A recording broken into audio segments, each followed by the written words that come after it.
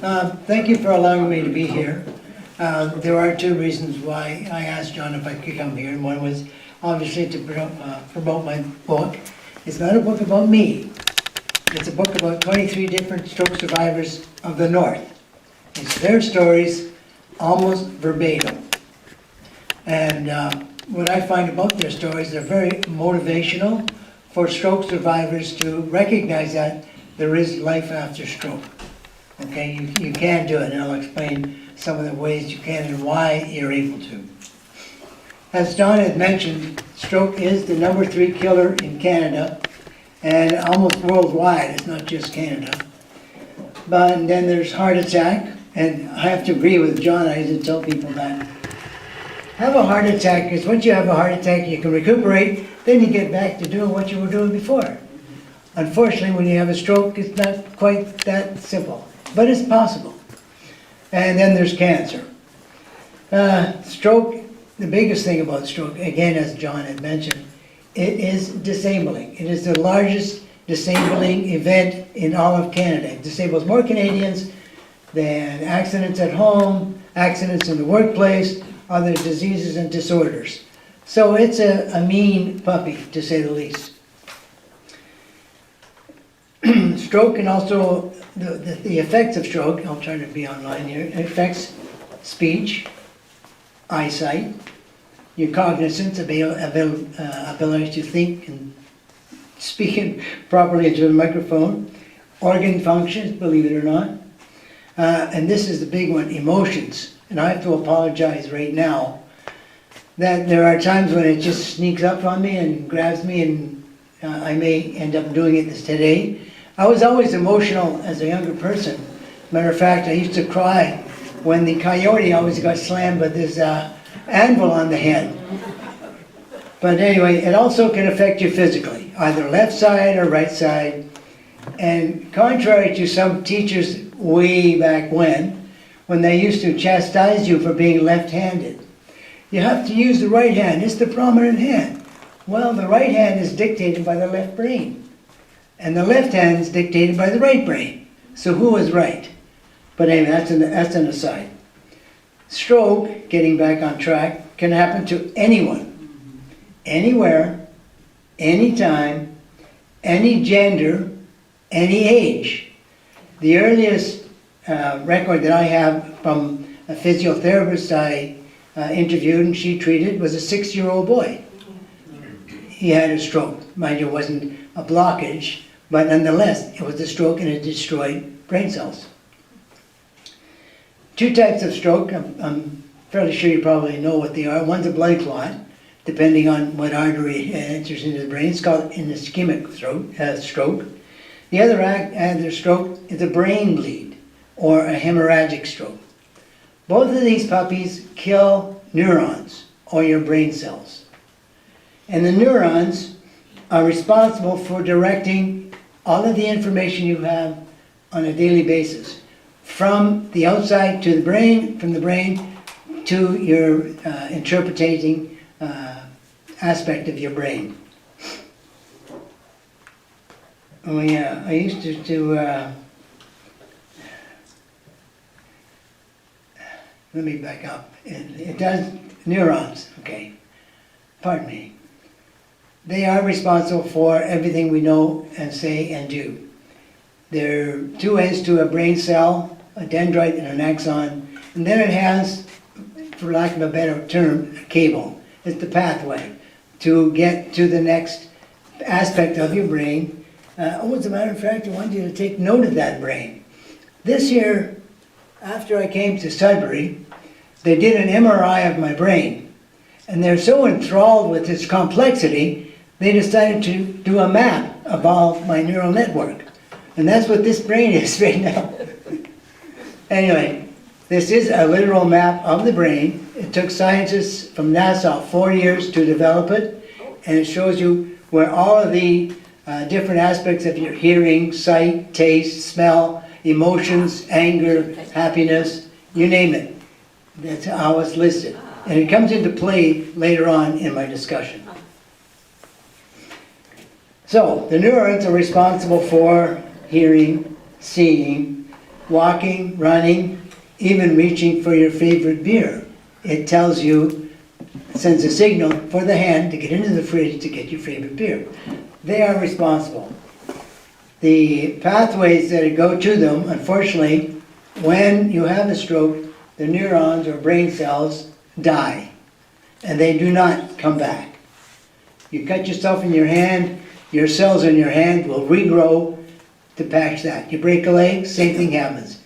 You damage or kill brain cells, they're gone. No more, you can't come back. The Heart and Stroke Foundation dictate or state that you lose up to 1.9 million brain cells per minute when you're having a stroke, which is a very important thing to remember. What I used to do with the example I give of neural pathways from your cell to your brain is, do you remember Lily Tomlin? Okay, when she was the operator, after her snort, she'd say, what do you want? She'd unplug and plug in and connect that to that pathway. Well, your neurons do the same thing, only you don't have to plug and play. They do it as you learn and progress through life. When you're born, about 90 to 95% of your neural network is already there. Then they say until about 18 months is when it stops growing. So what you have then is what you're going to have later on. The difference being is that with your neural network, as you go along through life, you improve upon it. You learn different little aspects of it that you can add to it and build up different things that you can do with it. So there is that possibility.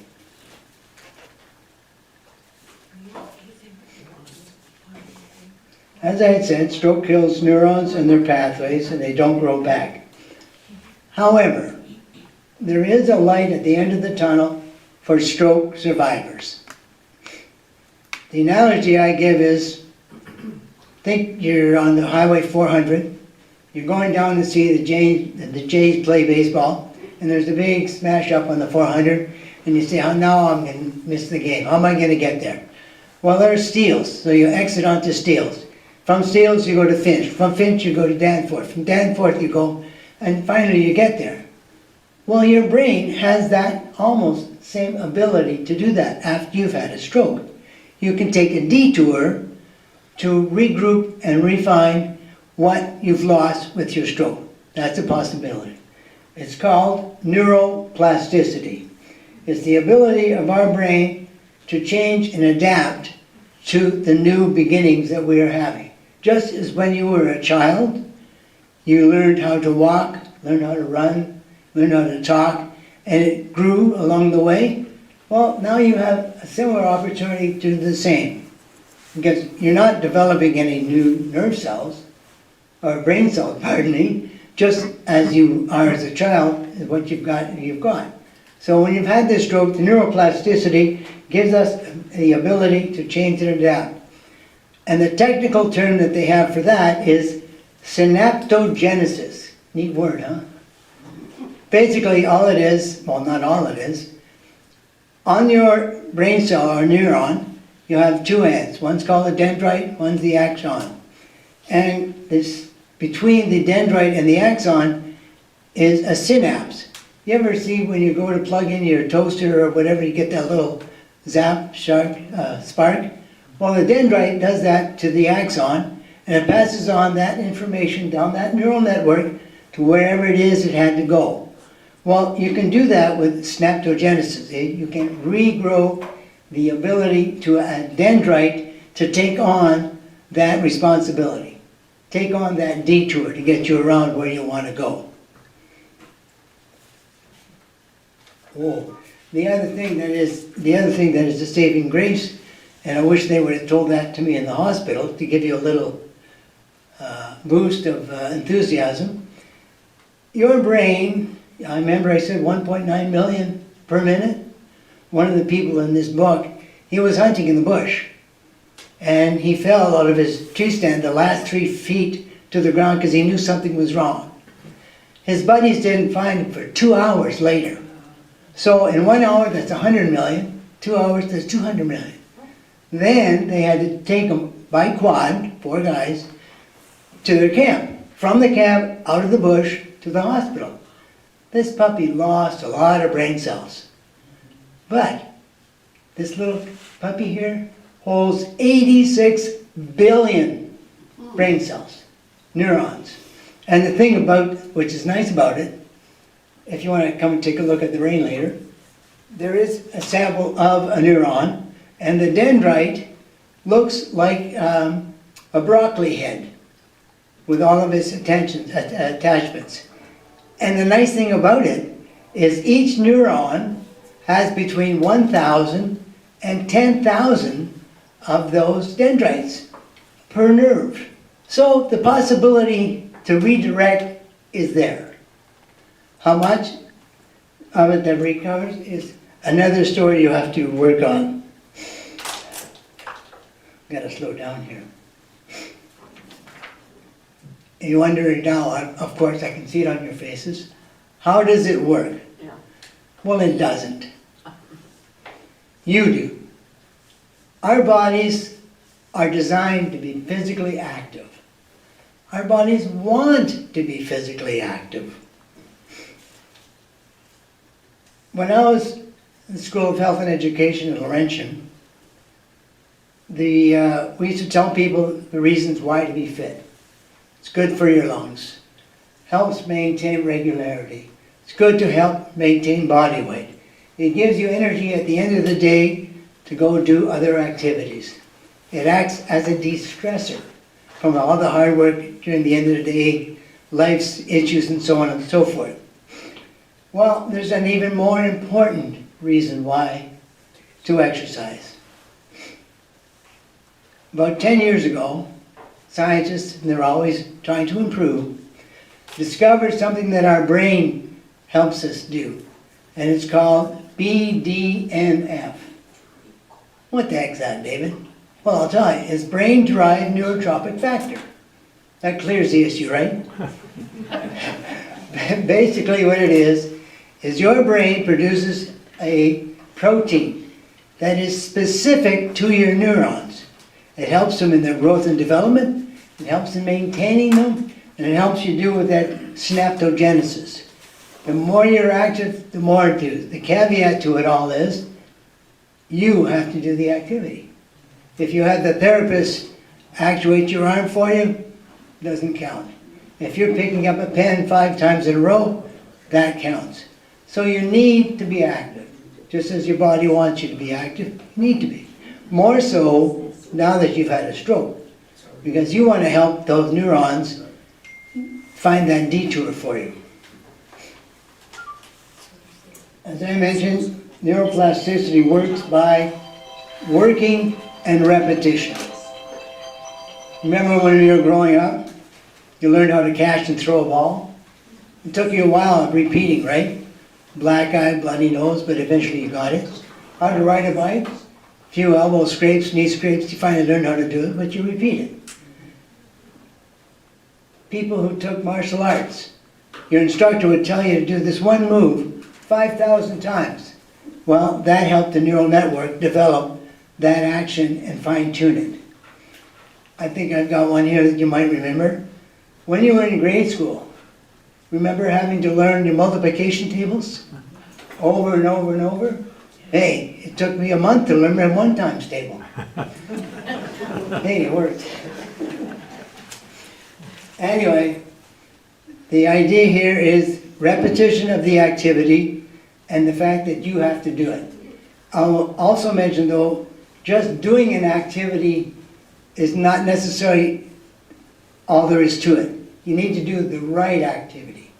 When I was coaching kids, the kids would come up and say, "Oh, I did all my practicing, coach." And he said, "Oh, practice makes perfect." And then I said to them, "Well, no, practice doesn't make perfect. Perfect practice makes perfect." So when you're doing it as a stroke survivor, to train that neural network, you want to do the right activity.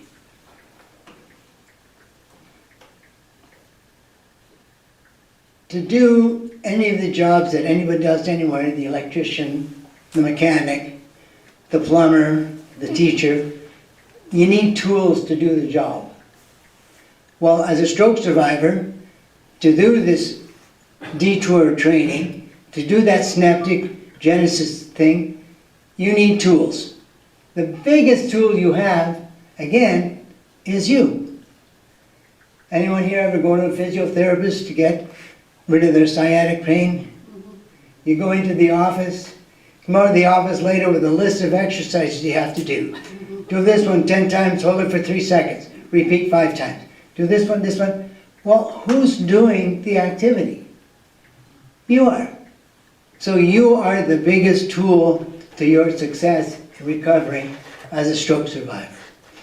The second one here, according to Dave, is you need a goal. You want to have a reason for going there.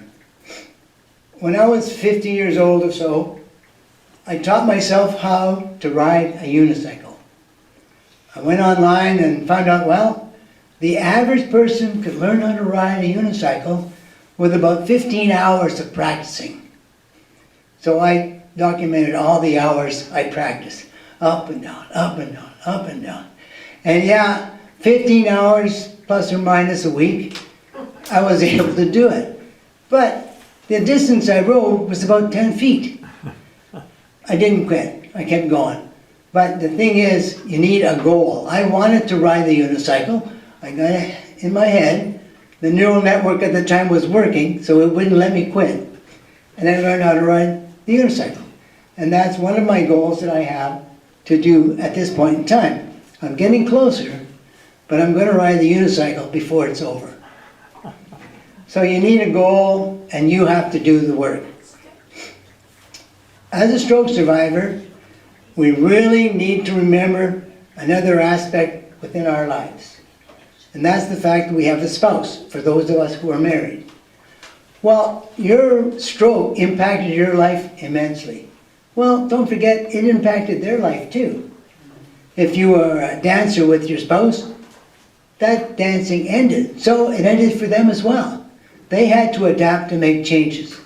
So having an understanding and compassionate, caring spouse is tantamount to being successful at your stroke recovery. The journey to recovery is a long and difficult journey. You had a brain injury. Well, as I mentioned earlier, the cells on a cut or a broken leg, they heal. The brain doesn't. You have to make new pathways. The other thing is, you can't see your injury. You see someone walking around outside with a cast, or with a cast on their leg and crutches, you say, oh my gosh, they really injured themselves. But if you look at me, do I look like I have a brain injury? Do you see any marks of that I had a brain injury? No. So you've got to contend with that as a person trying to recuperate. You can't see what you're trying to fix. The other thing is 90%, 99% do not feel pain. There are some that are affected that way. The stroke causes a lot of pain, worse than sciatic pain. But for the most part, you can't see the injury, you can't feel the injury, but you got to work like hell to get over the injury. So it's difficult, and the brain is a slow healer. As I mentioned with that picture there, 86 billion neurons. Well, when you've heard a few of them, that's 1,000 dendrites on one end, or 10,000. They need to not be repaired, but you have to reroute to do it. And the nerve, the synapses, get tired, believe it or not. If you were into bodybuilding once before and you did bicep curls, you could feel your arm build up with lactic acid and you couldn't do it anymore. Well, your neurons do almost the same thing. Not lactic acid, but they fatigue quickly. And believe me, when you get tired from having a stroke, you are tired. The other thing about the long and difficult journey, you can never give up. You can quit, but you can never give up. My brother, over a 3-year period, quit over 100 times before he finally was successful and quit smoking. He never gave up. He quit, started, quit, started, and you can do the same. But you can't give up at trying to get at the goal that you're trying to achieve.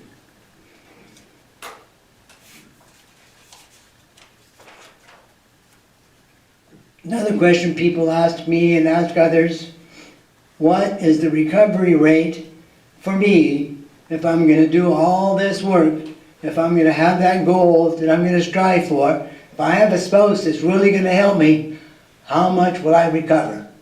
Well, if you have a mini stroke or a TIA, the following day or the day after, you're going to be back to normal. But you better have listen to that warning sign that you had that stroke.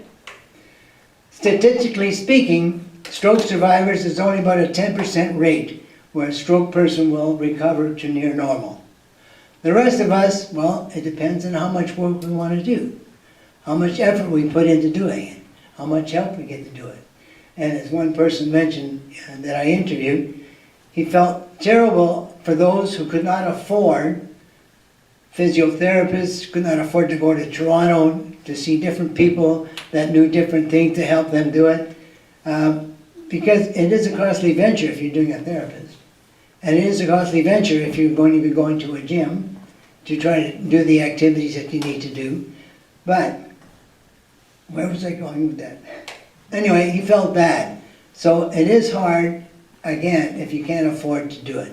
But it can be done. There's an organization here in Sudbury called ICANN. A stroke survivor can go to ICANN, doesn't cost you anything. They have physiotherapy there, they have cognitive therapy there, they have speech therapy there, and you can even go to the swimming pool and try to learn how to swim. But, so there's that free help. Other avenues, not so much, so it is a hard path to go down. One other thing that I'll continue with is